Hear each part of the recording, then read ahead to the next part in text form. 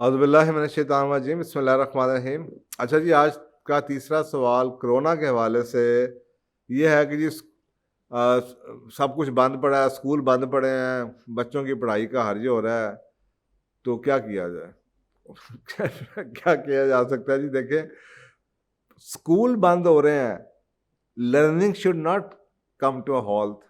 ये जो हमारा एक परसेप्शन बन चुका है ना कि सिर्फ पढ़ाया स्कूलों में जाता है, ये इतना गलत है। मैंने इसके ऊपर काफ़ी जगहों पे कई साल पहले जब मैं बड़ा एक्टिव था पब्लिक सेक्टर के रिफॉर्म्स के अंदर, तो मैं ये कई जगहों पे बात कहता था कि स्कूलिंग को कभी भी गलतफहमी से इक्वेट ना कीजिएगा एजुकेशन के साथ, क्योंकि एजुकेशन एक एंड है, एक मस्ट है, एक राइट है, एक ऑब्लिगेशन है, एक फर्ज है।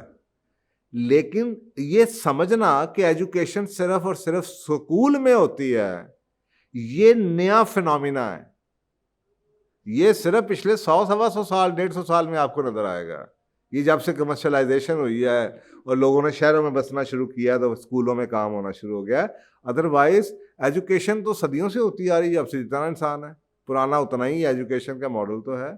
तो अब भी आप अगर ये सोच रहे हैं कि जी स्कूल बंद हो गए तो बच्चे की पढ़ाई रुक गई, और भाई स्कूल जाने से उनकी एजुकेशन नहीं रुकनी चाहिए, और ये जिम्मेदारी आप आई थिंक देखें। कुरान पाक में फ़इन्ना मअल उसरि युस्रा इन्ना मअल उसरि युस्रा, हर तकलीफ़ के बाद आसानी है, बेशक हर तकलीफ़ के बाद आसानी है, बेशक हर तकलीफ़ के बाद आसानी है, हर तकलीफ़ के बाद आसानी है। ये तो कुरान पाक में ये तो बड़ा क्लियर है। अच्छा, अब क्वेश्चन ये है कि कोरोना के एक एस्पेक्ट ये है कि यार ये हमारे लिए बड़ा इसने मुश्किलें क्रिएट कर दी। एक एक कॉइन ये है, एक साइड आपको ये नज़र आती है, ज़िंदगी रुक रही है, लोगों पे तरस आ रहा है, गवर्नमेंट के पास रिसोर्सेज नहीं है, और जनाब लोग घरों में बैठे हैं, समझ नहीं आ रही है हो क्या रहा है। दूसरी तरफ आई थिंक दूसरा इसका अल्लाह ताला की निज़ाम कहता है कि तकलीफ़ के बाद आसानी भी होती है। हमें सोचना चाहिए कि यार इसके कुछ कुछ पहलू भी हैं। अल्लाह ताला कुछ आपको कुदरत कुछ आपको बताने की कोशिश भी तो कर रही है। कुदरत का निज़ाम कभी भी ख़राब नहीं हुआ, लोग ख़राब करते रहे हैं, लेकिन कहते हैं ना सच प्रिवेल करता है हमेशा। तो इतनी सिविलाइजेशन, इतनी टेक्नोलॉजी, इतनी डेवलपमेंट के बाद आज आप दोबारा से आप उसी 100 साल पुरानी अनसिविलाइजेशन के ऊपर लोग जाते हुए नज़र आ रहे हैं। वही चीज़ें जो आप लोगों की लाइफ का हिस्सा बन चुकी थी, आज आपको सोचने की ज़रूरत है कि आपने फैमिली को कहाँ पे खो दिया, बच्चों के साथ आपने टाइम कैसे खो दिया। बच्चों के साथ तो लोग पूरे पूरे जनाब ज़िंदगियाँ गुजार देते थे, आज बच्चों के साथ लोगों के 2 घंटे नहीं गुजरते। बच्चों का माँ बाप के साथ इतना खूबसूरत ताल्लुक हुआ करता था, इसलिए कि माँ बाप को वो अपना उस्ताद समझते थे। आज उस्ताद कोई और है, माएँ मजबूर हैं, बाप के पास टाइम नहीं है, सिर्फ हम पैसे से उनकी खिदमत कर रहे होते हैं, बच्चों की उनकी फीसें भर रहे होते हैं। तो ये इसके कुछ डायनामिक्स हैं कि ना कई शहरों में आपको नज़र आएगा कि यार आपको शायद ये फीलिंग मिले कि यार थोड़ी-सी हवा बेहतर हो गई है, इसलिए कि गाड़ियों का पोल्यूशन नहीं है। इतना शोर-शराबा, भाग-दौड़, हसल-बसल, हमें अपने साँस लेने का लोगों के पास टाइम नहीं था।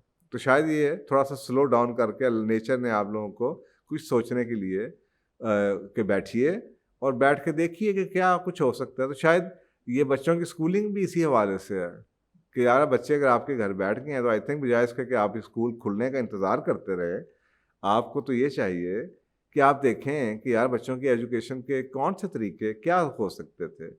मेरा ख़्याल है जो लोग हमें बड़े पुराना जानते हैं उन्हें ये बात पता होगी कि हमने 2010 में बच्चों को पढ़ाने का एक यूनिक तरीका लगाया था, और उसकी वजह ये है कि मैं एक रिसर्चर हूँ। मेरा दिल करता रहता है कि जो मुल्की मसाइल हैं उसके ऊपर मैं सोचता रहता हूँ। तो एक उस ज़माने में ना ये बड़ा इशू चल रहा था कि स्कूलों की पाकिस्तान जैसे गरीब मुल्क के लिए ऐसा वायबल मॉडल क्या हो सकता है कि जिसमें बच्चों को एजुकेट किया जा सके, कम से कम स्टेट पे खर्चा आए। हमारा फोकस होता है बच्चों की एजुकेशन बढ़ानी है, रजिस्ट्रेशन बढ़ानी है जनाब, स्कूल बढ़ा दो, 10 बिल्डिंगें और डाल दो, उससे क्या फ़र्क पड़ेगा? कोई फ़र्क नहीं पड़ेगा। तो उस ज़माने में मैंने रिसर्च की, तो मैंने काफ़ी पहले ये इंट्रोड्यूस करवाया था एक होम स्कूलिंग का कॉन्सेप्ट कि बच्चों को कैसे आप पढ़ा सकते हैं, कि बच्चों को आप घरों में अगर आप नहीं समझते या आपके हालात मुश्किल हैं, स्कूलों की फ़ीस आपको नहीं दी जाती, तो आप माएँ जौन सी हैं, तो अगर वो बजाय इसके कि वो दफ्तरों में जाएं और कंट्रीब्यूट करें, कमाना शुरू कर दें कि जी घर का खर्चा नहीं चलता, बच्चों की फीसें इतनी बढ़ गई हैं और हस्बैंड की वो हेल्प कर रही हैं, तो उससे कहीं बेहतर नहीं है कि वो अपने माँ होने का काम कर लें। माँ होने का काम था बच्चों की तरबियत कर लें, वही पैसे बचा लें, बजाय इसके कि कमा के वो चीज़ आप फीस और स्कूलों को दें। तो वो माँ के साथ जो उसके ताल्लुकात, जो बच्चों के साथ साइकोलॉजिकल जो बॉन्डिंग होगी, जो अटैचमेंट होगी, जो इज्जत माँ की होगी, जो माँ उसमें सीखेगी, तो बहुत कुछ बदल जाएगा, बहुत कुछ बदल जाएगा। तो वो लोग उस ज़माने में भी हमें बड़ी रेजिस्टेंस होती थी, तो मेजॉरिटी लोग तो नहीं जी ये तो नहीं हो सकता जी, अब हम वो देखें ना जी, अब औरतें हम बच्चों को कैसे पढ़ाएं जी। अब तो हैरानगी होती थी कि फिर औरतें और क्या करेंगी और तो कोई काम है नहीं तो वही होगा। तो फिर जवाब हो रहा है कि औरतों के पास जब कोई काम नहीं होगा तो फिर वो जनाब खाना भी बाहर से आना है, तो बच्चों ने बाहर चले जाना है, तो जनाब माई ने भी आ जाना है, तो फिर जो होगा फिर आपकी आंखों के सामने घरों के साथ सलूक क्या हुआ, माँ बाप की बच्चों के साथ अटैचमेंट ही नहीं। तो जो प्रोएक्टिव लोग होते हैं ना, वो वक्त से पहले बात समझ जाते हैं। तो उसमें से कुछ लोग ऐसे थे जिनको बात समझ आ गई, उन्होंने बच्चों को खुद पढ़ाना शुरू कर दिया और उससे उनके घरों का निज़ाम बदल गया। माँ बाप के बच्चों के साथ ताल्लुकात बहुत बेहतर हो गए। उनके बच्चों के साथ उनको वो ताल्लुकात का वो इशू नहीं है जो आजकल के बाकी बच्चे जो स्कूलों में जाते हैं उनके माँ बाप का ताल्लुक है, जो इश्यूज हैं। तो वो बच्चे बच गए। और ये उस वक़्त आपको पता है 9/11 का भी वाक़या हुआ था।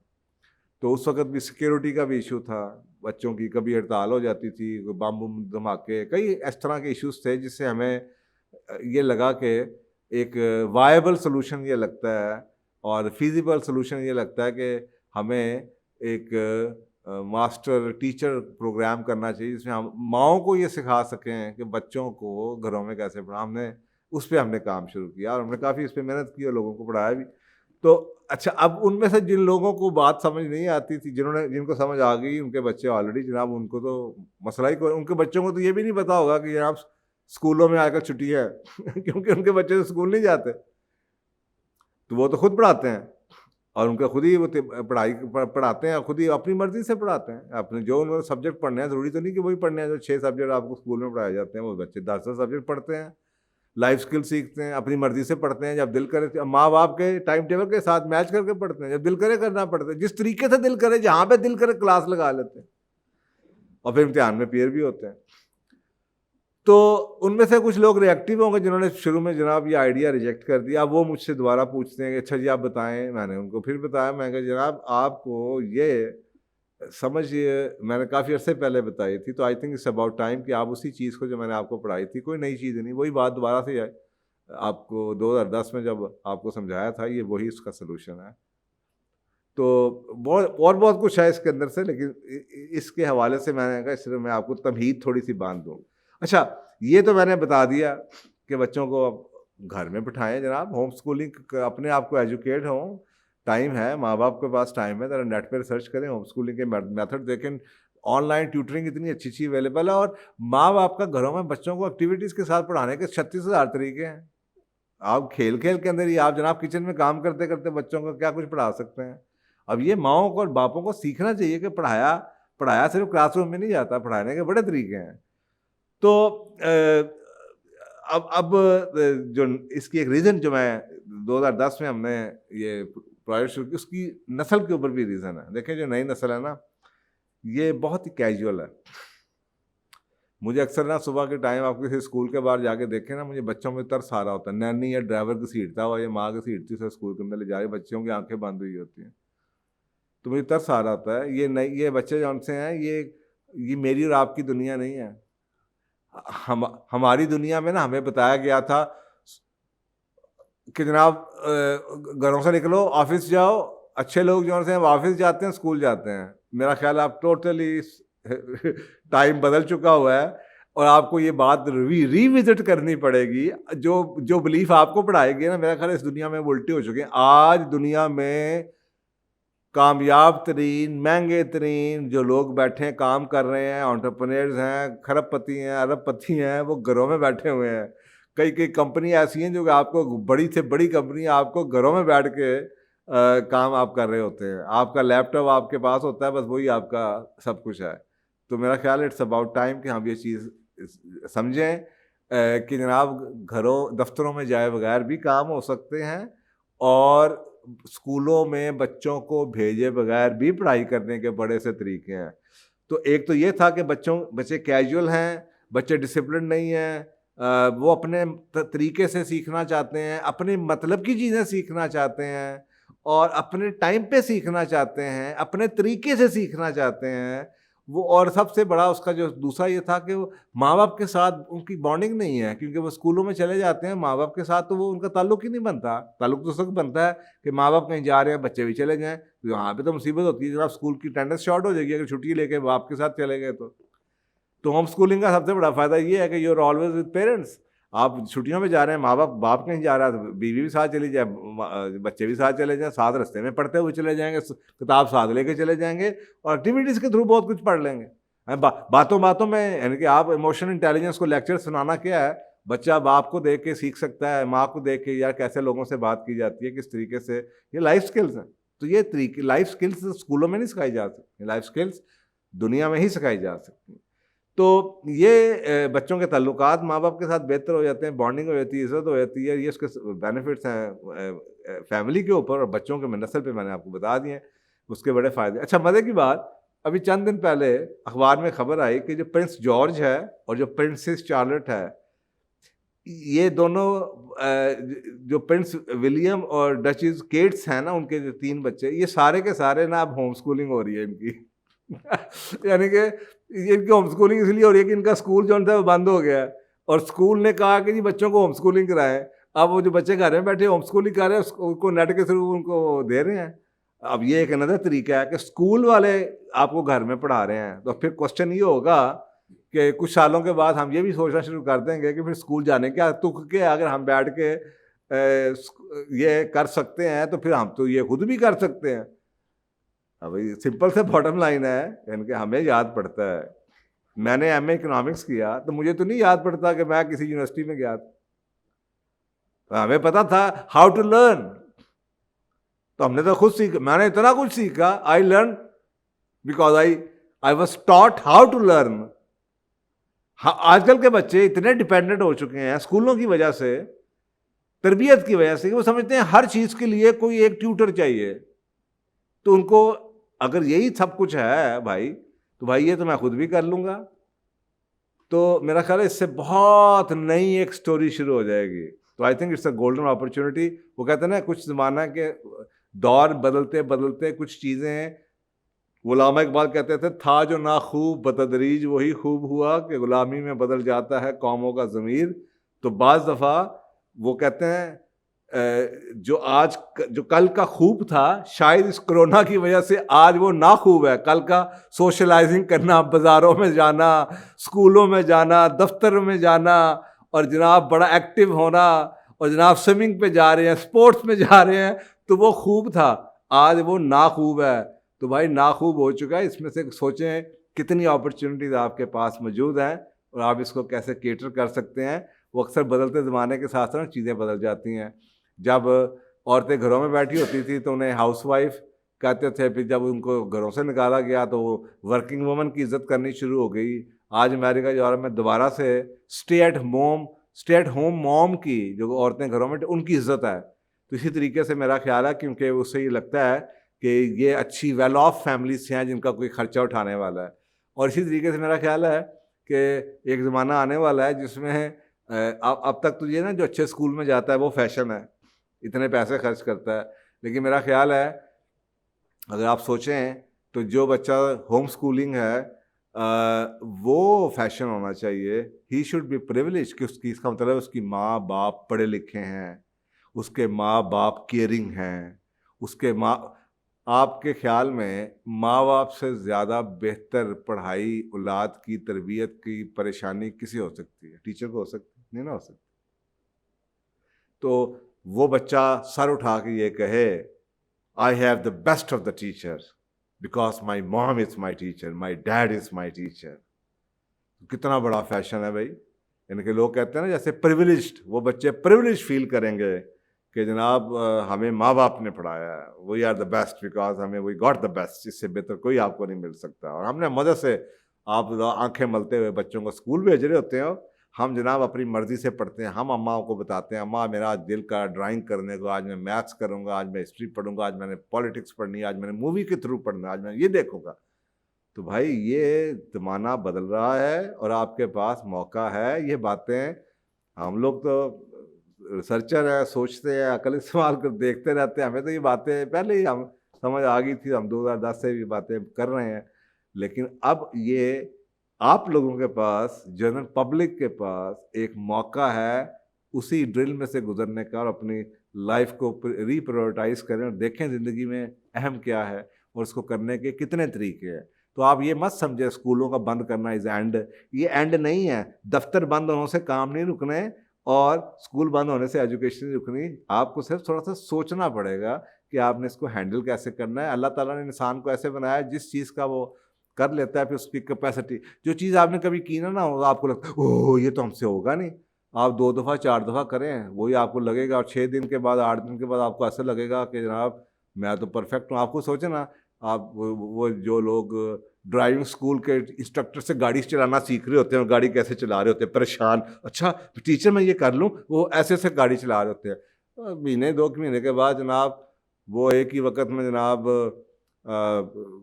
गाने भी सुन रहे होंगे, मोबाइल कॉल भी ले रहे होंगे, गाड़ी भी चला रहे होंगे, खुद ही लाशौरी तौर पे ब्रेक भी लग रही होगी, क्लच से पाँव भी उठ रहा होगा, इंडिकेटर भी दे रहे होंगे। क्या हुआ, प्रैक्टिस करने से वो चीज़ लाशौर में चली गई और वो आसान हो गई। तो इसी तरीके से जब आपको ये मुश्किल मेरी बातें लग रही होंगी, आप ये महीना करेंगे तो आपको लगेगा हाय हम कितने बेवकूफ़ थे, हमने इतनी देर कर दी, हमें तो ये बच्चों के साथ पहले कर लेना चाहिए था।